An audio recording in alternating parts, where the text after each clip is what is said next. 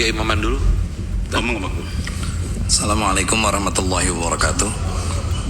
Pimpinan Pak Dr. Chun Samsurijal, Ketua Fraksi Dr. Kiai Haji Jazil Bawaid, dan anggota DPR RI yang saya hormati Bu Dirjen Komdigi, Ketua KPI, Ibu dari Trans 7, dan tentu para kiai, para asatid dari Himasal. Yang pertama, tentu kita setuju bahwa tayangan ekspos itu adalah karya jurnalistik yang sangat rendah dan tidak mendidik. Setuju nggak ya? Karya itu menunjukkan kembali bahwa prinsip-prinsip dasar jurnalistik sudah dilanggar dan melakukan apa yang disebut dengan cherry picking. Jadi narasi dulu dibuat. Makanya kenapa tadi dari Himasal minta siapa naratornya, siapa penulis naskahnya, dan lain sebagainya. Siapa di belakangnya dan lain sebagainya. Makanya tadi saya setuju, hentikan program ini, tetapi harus dilanjutkan. Hentikan program ini dan program sejenis.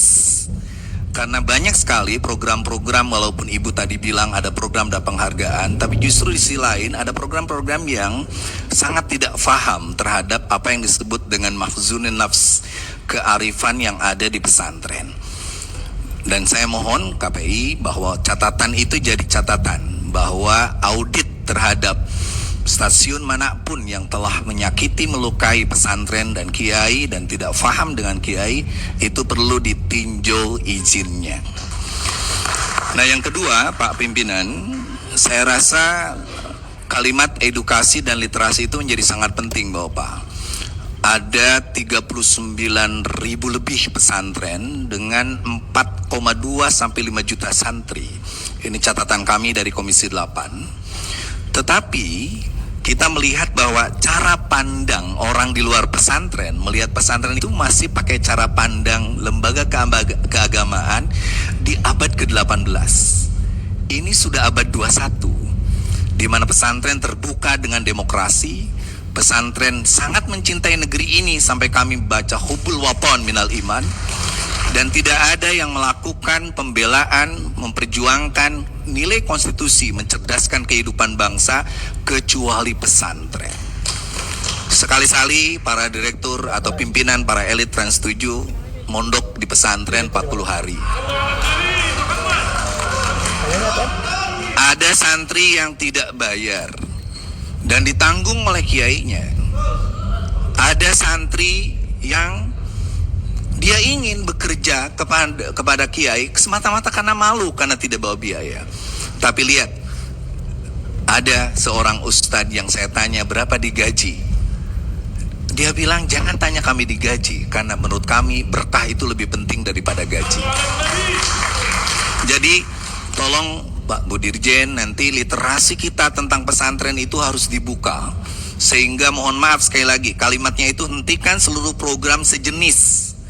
Karena tiba-tiba kita jangan hanya reaktif ketika ada kasus ini aja, kita akan proaktif. Apakah Ramadan masih ada program-program sahur yang hanya ketawa ketiwi, cekakak cekikik, sementara kita harus tadarus, tahajud dan sebagainya. Daripada program-program yang membodohi umat, membodohi bangsa ini, sebaiknya semua stasiun TV mulai memikirkan program yang cerdas dan melibatkan seluruh pondok pesantren ini.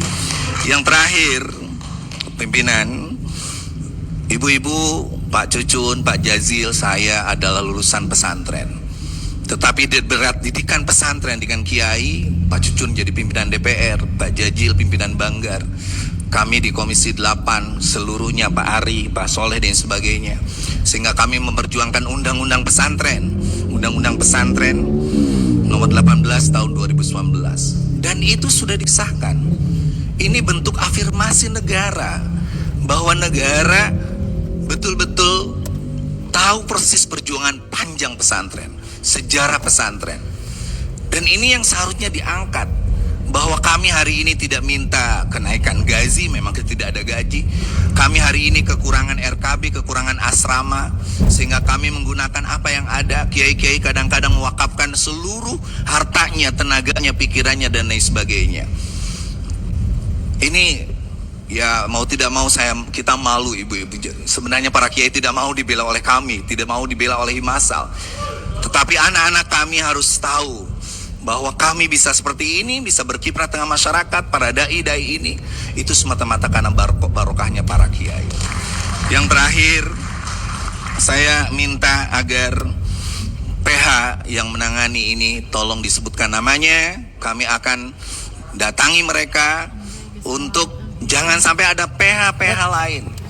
PH-PH lain yang hanya karena cuan, rating, narasi yang saya belajar. Ingat, kita harus mengapresiasi santri saat demo. Kami datang baik-baik, kami hanya baca doa. Kalau tidak ada kasus ini, Trans 7 nggak mungkin didoain kiai-kiai itu. Sholawat dan lain sebagainya.